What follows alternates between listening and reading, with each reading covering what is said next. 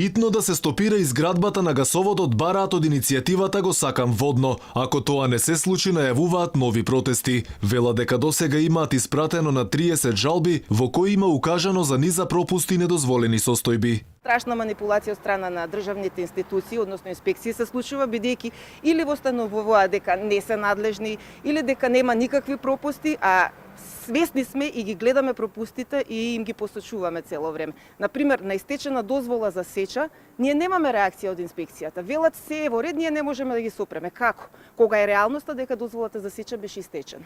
Вие реагирате, а тие продолжуваат понатаму со Да, активностите? апсолутно. Што ако и натаму останат глуви на вашите барања?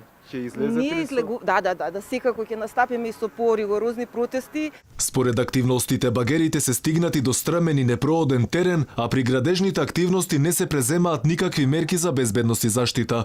И додека еколозите изразуваат отворено сомневање дека инспекциите ќе реагираат на кршењето на прописите за градење, загаденоста на воздухот на голема врата се чувствува особено во вечерните часови. Од коалицијата О2 реагираат дека се уште нема одговор од надлежните за неработењето на мерните станици. Дел од мерните станици беа на редовното годишно калибрирање, односно сервисирање во текот на летото.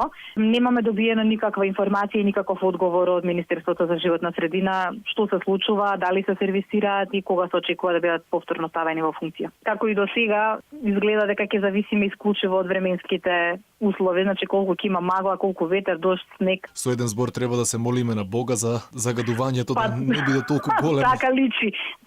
Секоја сабајле или секоја вечер ќе гледаме временска прогноза и со надеж за повеќе ветер или за повеќе дожд. Граѓаните дишат загаден воздух уште на самиот почеток на грејната сезона. 10 пати на дозволената граница, изминативе денови беше во Центар, Бутел, Тетово, Гостивари, Кавадарци.